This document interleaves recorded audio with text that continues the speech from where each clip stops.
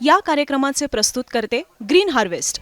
Green harvest नैसर्गिक पेंडीयुक्त खत, nature केअरची युक्ती, रासायनिक खतांपासून मुक्ती. Green harvest. मुंबईत लोक घामाघूम झालेत आणि वाट बघतायत की पाऊस नक्की कधी येणार आहे. मान्सून महाराष्ट्रात दाखल तर झालाय, पण तो रत्नागिरीमध्येच थांबलाय. तो पुढे याचं नावच घेत नाहीये. आता हे सगळं नेमकं का होतंय आणि डेटा काय सांगतो की आतापर्यंत मुंबईत हा पाऊस कधी आणि कसा दाखल झालेला आहे, ते सगळं आपण आजच्या व्हिडिओतून समजून घेणार आहोत. त्याचबरोबर पुढच्या 4 आठवड्यांसाठीचा हवामान खात्याने एक अंदाज जो आहे तो सुद्धा वर्तवलेला आहे की कशा प्रकारे पाऊस पडू शकतो आणि तेही आपल्याला समजून घ्यायचंय. नमस्कार, मी देवयानी आणि तुम्ही बघताय मुंबई तक. आधी सर्वात पहिले बघूयात की मान्सून जो आहे तो आता नेमका कुठे पोहोचलेला आहे. 12 तारखेचा जो अपडेट आहे, त्या 12 तारखेच्या अपडेटमध्ये हवामान खात्याने जो मॅप पब्लिश केलेला आहे त्यात त्यांनी हे सांगितलेलं आहे की मान्सूननी फारशी प्रगती केलेली नाहीये. म्हणजे महाराष्ट्राच्या दिशेनं तर नाहीच नाही आणि उर्वरित भारतामध्ये सुद्धा त्यांनी मान्सूननी फारशी प्रगती जी आहे ती केलेली नाहीये. मान्सून जो आहे तो थोडासा पुढे अर्थात सरकलेला आहे. तो आधी फक्त 7 सिस्टर्स जे आहे तिथपर्यंत लिमिटेड होता, तिकडनं तो थोडासा पुढे आलेला आहे. तो कुठे कुठे पुढे गेलेला आहे तर तो आसाम, मेघालय, नागालँड आणि अरुणाचल प्रदेश या 4 ठिकाणी फक्त मान्सूनची जी प्रगती आहे ती थोडीशी झालेली आहे. मान्सून थोडासा पुढे सरकलेला आहे, पण उर्वरित मान्सूनच्या दिशेमध्ये कुठलाही फरक आत्ताच्या घडीला आपल्याला बघायला मिळत नाहीये. आणि त्याचं कारण असं आहे की कुठलंही एक स्ट्रॉंग वेदर कंडिशन किंवा फॉर्मॅट जो आहे तो तयार झालेला नाहीये आणि त्यामुळे सुद्धा हे झालेलं आहे की मान्सून जो आहे त्याला मदत होत नाहीये पुढे जाण्यासाठी. आता पुढे जाऊन बघूयात की नक्की काय अंदाज वर्तवण्यात आलेला आहे मुंबईसाठी. आता मुंबईत आपण जर आतापर्यंतचा डेटा बघितला जो हवामान खात्याने दिलेला आहे त्याप्रमाणे मुंबईत कधी कधी आणि कसा कसा मान्सून जो आहे तो दाखल झालेला आहे, तर सर्वात लवकर जर मुंबईत कधी मान्सून दाखल झालेला असेल तर तो 26 मे ला झालेला आहे आणि सर्वात उशिरा जर कधी बघायचं झालं तर तो 25 जून ला झालेला आहे. आता आपण वर्ष जर बघायची म्हटली तर साधारणतः मुंबईमध्ये मान्सून कधी दाखल होतो तर तो 11 जूनला दाखल होतो. ही त्याची जर क्लायमेट नॉर्मल असेल तर, म्हणजे एल निनोचा प्रभाव नाहीये किंवा आणखीन कुठली वेदर सिस्टम ऍक्टिव्ह नाहीये, तर मान्सून जो आहे तो साधारण 11 जून पर्यंत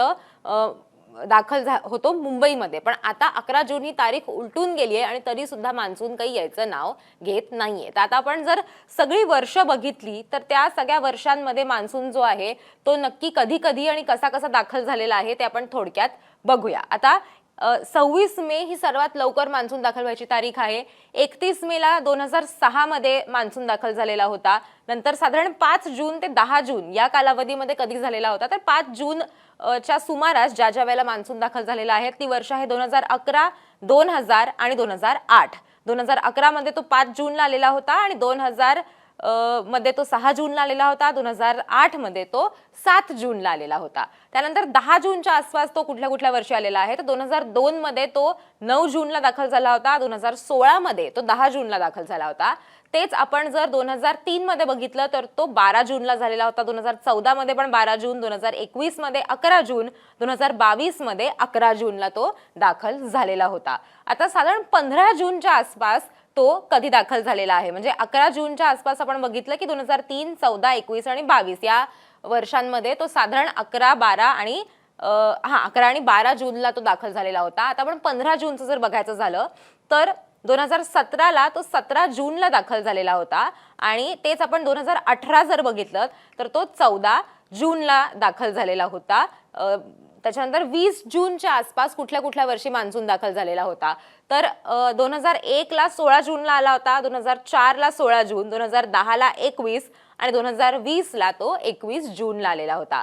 तेच आता आणखीन पुढे जाऊन आपण जर बघितलं तर 2007 ला 18 जूनला मान्सून दाखल झालेला होता, 2009 ला 19 जून, 2012 ला 20 जून ला तो दाखल झालेला होता आणि 25 जून म्हणजे सर्वात उशिरा जो मान्सून आलेला आहे तो कुठल्या कुठल्या वर्षी आलेला होता तर 2019 ला तो 25 जूनला दाखल झालेला होता आणि 2023 मध्ये तो 25 जूनला दाखल झालेला होता. त्याच्यामुळे 2023 मध्येही आपण बघितलेलं होतं की प्रचंड घामाने आपण सगळे वैतागलेलो होतो आणि तसंच आपण 2019 मध्येही बघितलं होतं. आणि आता सर्वात लवकरचा जो आहे म्हणजे 26 मेचा हे कधी झालं होतं तर हे 2025ला म्हणजे अगदी गेल्या वर्षीच झालं होतं की मे महिन्यातच आपल्याला पाऊस जो आहे तो बघायला मिळत होता मुंबईमध्ये, कारण की मान्सून जो आहे तो लवकर दाखल झालेला होता. तर आता हे झालं मुंबईचं की मुंबईमध्ये 11 जून पर्यंत साधारण पाऊस येतो, पण आता तारीख टळून गेलेली आहे. अजूनही मान्सून दाखल झालेला नाहीये आणि अजून साधारण आठवडाभर आपण मान्सून मुंबईमध्ये दाखल होईल किंवा तो आपल्याला मुसळधार पाऊस मुंबईत बघायला मिळेल अशा प्रकारची चिन्ह सध्या तरी आपल्याला दिसत नाहीयेत. आता पुढे जाऊन बघूया. आता हवामान खात्याने काय अंदाज वर्तवलेला आहे बघा की 1 जून ते 11 जून पर्यंत जेव्हापासून मान्सून दाखल झालेला आहे महाराष्ट्रामध्ये साधारण तेव्हापासून किंवा जे प्री मॉन्सून शॉवर्स आहेत तर ह्या सगळ्या 1 ते 11 जूनच्या कालावधीमध्ये किती पाऊस महाराष्ट्रात पडलेला आहे. आता हे त्यांनी कसं कॅल्क्युलेट केलेलं आहे तर त्यांनी ते लॉंग पिरियड ॲव्हरेजवरनं कॅल्क्युलेट केलेलं आहे त्या जिल्ह्याच्या. म्हणजे साधारण मागची 15 ते 20 वर्ष बघितली तर या 15 ते 20 वर्षांच्या कालावधीमध्ये त्या जिल्ह्यामध्ये साधारण किती पाऊस पडतो त्याचा एक आकडा त्यांच्याकडे आहे आणि त्या आकड्यावरनं त्यांनी आता सांगितलेलं आहे की साधारण किती पाऊस जो आहे तो पडलेला आहे त्या कॉमन आकडा. म्हणजे साधारण असं असेल की 100 मिली लिटर पाऊस जो आहे तो पडतो, तर त्या अनुषंगानं आता किती पाऊस झालेला आहे त्याचा अंदाज त्यांनी आता या सगळ्यामध्ये वर्तवलेला आहे. आता आपण थोडक्यात समजून घेऊया. इथे आपण रंग त्यांनी दिलेले आहेत की जिथे निळे रंग आहेत तिथे सामान्यपेक्षा जास्त पाऊस झालेला आहे, ते जिथे हिरवा रंग आहे तिथे नॉर्मल पाऊस झालेला आहे, जिथे ऑरेंज रंग आहे तिथे कमी पाऊस झालेला आहे आणि जिथे येल्लो रंग आहे तिथे खूप कमी पाऊस झालेला आहे आणि जिथे पांढरा रंग आहे तिथे पाऊसच झालेला नाहीये किंवा तिथला डेटा नाहीये असे त्याचे अर्थ होतात. आता हे बघा, आता इथे आपण ओव्हरऑल जर बघितलं तर अहिल्यानगर, नाशिक, छत्रपती संभाजीनगर, जालना, बुलढाणा, अकोला, वाशिम, जळगाव इथे सगळीकडे त्यांनी येल्लो रंग दिलेला आहे. म्हणजे इथे खूप कमी पाऊस आतापर्यंत झालेला आहे. म्हणजे ह्या जिल्ह्यांमध्ये नेहमी जितका पाऊस पडतो त्यापेक्षा प्रचंड कमी पाऊस या भागामध्ये झालेला आहे. त्यात आपण ऑरेंज रंग जर बघितला तर याच्यामध्ये बघा अमरावती आहे, यवतमाळ आहे, चंद्रपूर आहे, हिंगोली, परभणी, बीड, नांदेड, सांगली, कोल्हापूर, सिंधुदुर्ग आणि रत्नागिरी, जिथे सर्वात पहिले सिंधुदुर्ग रत्नागिरीमध्ये मान्सून जो आहे तो दाखल झालेला होता, या भागांमध्ये सुद्धा पाऊस जो आहे तो कमी पडलेला आहे. म्हणजे दर वेळेला मान्सून दाखल झाल्यानंतर रत्नागिरी, सिंधुदुर्ग या पट्ट्यामध्ये जितका पाऊस पडतो त्याच्यापेक्षाही कमी पाऊस यावेळेला आपल्याला बघायला मिळालेला आहे. किती तर -55 रत्नागिरीसाठी आहे, कोल्हापूरसाठी सुद्धा -55 आहे, सिंधुदुर्गमध्ये -47 त्यांनी सांगितलेलं आहे. तेच आपण बीड, परभणी, नांदेड, हिंगोली, यवतमाळ, चंद्रपूर, अमरावती हे जिल्हे बघितले तर इथे सुद्धा -24, -28 परभणी, -29 नांदेड असं सगळं वेगवेगळ्या. अमरावतीमध्ये तर -52 इतका कमी पाऊस जो आहे तो झालेला आहे 1 ते 11 जून या कालावधीमध्ये. त्याच नंतर आपण जर हिरवा रंग बघायचा तर फक्त सोलापूर, धाराशिव आणि लातूर या भागांमध्ये आपल्याला फक्त नॉर्मल रेनफॉल ज्याला म्हणतात तो बघायला मिळालेला आहे. म्हणजे सरासरी जितका पाऊस पडतो साधारण तितकाच पाऊस तिथे आता 1 ते 11 जून या तारखांमध्ये झालेला आहे असं आपल्याला याच्यातनं स्पष्ट होत आहे. त्याच्यामुळे महाराष्ट्रामध्ये पाणी जपून वापरणं हे याच्यावरती पुन्हा पुन्हा का भर दिला जातोय त्याचं हे कारण आहे की जितका अपेक्षित आहे त्याच्यापेक्षा सुद्धा कमी पाऊस आत्ताच पडलेला आहे आणि म्हणून काळजी घेणं गरजेचं आहे, पाणी जपून वापरणं गरजेचं आहे.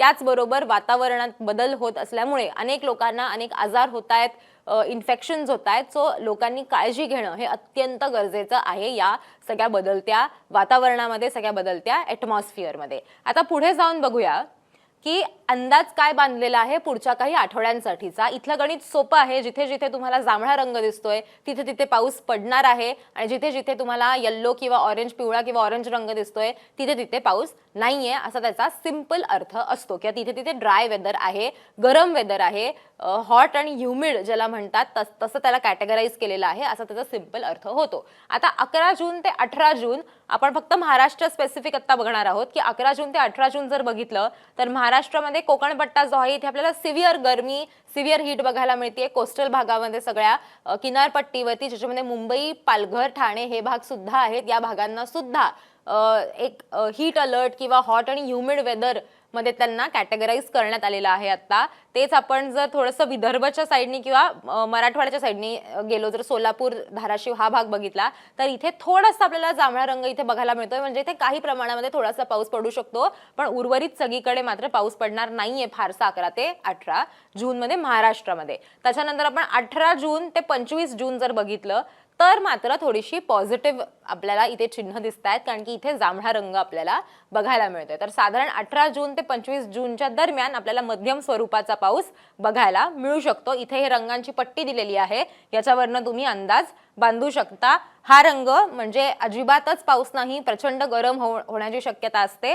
आणि जसं जसा हा रंग डार्क होत जातो, डार्क जांभळा होत जातो, त्याच्यावरनं लक्षात घ्यायचं की इथे आता भरपूर पाऊस पडेल असा अंदाज त्यांच्याकडनं वर्तवण्यात आलेला आहे. तसं आपल्याला इथे सदळ मध्यम स्वरूपाचा रंग आपल्याला बघायला मिळतोय. म्हणजे इथे मध्यम स्वरूपाचा पाऊस महाराष्ट्रात पडू शकतो 18 जून ते 25 जूनच्या दरम्यान. आता पुढे जाऊन बघूया पुढचे जे आठवडे आहेत त्यांच्यासाठी. 25 जून ते 2 जुलै डार्क पर्पल, सगळ्यात डार्क पर्पल रंग त्यांनी दिलेला आहे. त्याच्यामुळे या आठवड्यामध्ये आपल्याला सरासरीपेक्षा जास्त पाऊस पडेल असा अंदाज त्यांनी वर्तवलेला आहे आणि म्हणून इथे आपल्याला इतका डार्क जांभळा रंग बघायला मिळतोय. त्याच्यानंतर 2 जुलै ते 9 जुलै पुन्हा एकदा आपल्याला पाऊस जो आहे तो जाताना बघायला मिळतोय. कमी पाऊस होणार, त्याचबरोबर काही प्रमाणात पुन्हा गरम होऊ शकतं असं सुद्धा आपल्याला याच्यातनं साधारण अंदाज आपण बांधू शकतो. कारण पाऊसच झाला नाही तर तापमान वाढणार आणि आपल्याला पुन्हा एकदा उन्हाचे चटके सहन करावे लागणार असं सुद्धा आपल्याला चित्र याच्यामध्ये दिसतंय 2 जुलै ते 9 जुलैसाठी. पण 25 जून ते 2 जुलै हा आठवडा हा खूप चांगला असू शकतो आणि इथे सरासरीपेक्षा जास्त किंवा सरासरी पाऊस जो आहे तो पडेल अशी शक्यता इथे वर्तवण्यात येते. आणि याच्या आधीचा जो आठवडा आहे त्या आठवड्यामध्ये सुद्धा त्यांनी सांगितलेलं आहे की तेव्हा सुद्धा मध्यम स्वरूपाचा पाऊस जो आहे तो पडू शकतो असं त्यांच्याकडनं म्हणण्यात आलेलं आहे. आता आपल्याला हे सगळं कळलेलं आहे की कशा प्रकारे पाऊस जो आहे तो पडणार आहे, मुंबईमध्ये पाऊस कधी दाखल होणार आहे आणि हे सगळं झाल्यानंतर आता हा पुढचा येणारा आठवडा जो आहे तेव्हा सुद्धा लोकांनी काळजी घेणं का गरजेचं आहे ते सुद्धा आपल्याला या मॅप्सवरनं क्लिअर झालेलं आहे. कारण की या येणाऱ्या आठवड्यामध्ये सुद्धा आपल्याला फारसा पाऊस बघायला मिळणार नाहीये. त्याच्यामुळे IMDने जे वॉर्निंग्स दिलेले आहेत त्याप्रमाणे सुद्धा लोकांनी बाहेर काम असेल, गरज असेल तरच दुपारच्या वेळेला बाहेर पडणं हे त्यांनी पुन्हा एकदा सजेस्ट केलेलं आहे. तर हा होता मॉन्सून अपडेटचा व्हिडिओ. असेच सगळे व्हिडिओज घेऊन आम्ही वेळोवेळी तुमच्यासमोर येत असतो. हा व्हिडिओ तुम्हाला कसा वाटला ते आम्हाला कमेंट करून सांगा आणि अर्थातच असे सगळे व्हिडिओज आणि अपडेट्ससाठी मुंबई तकला सबस्क्राईब करायला विसरू नका.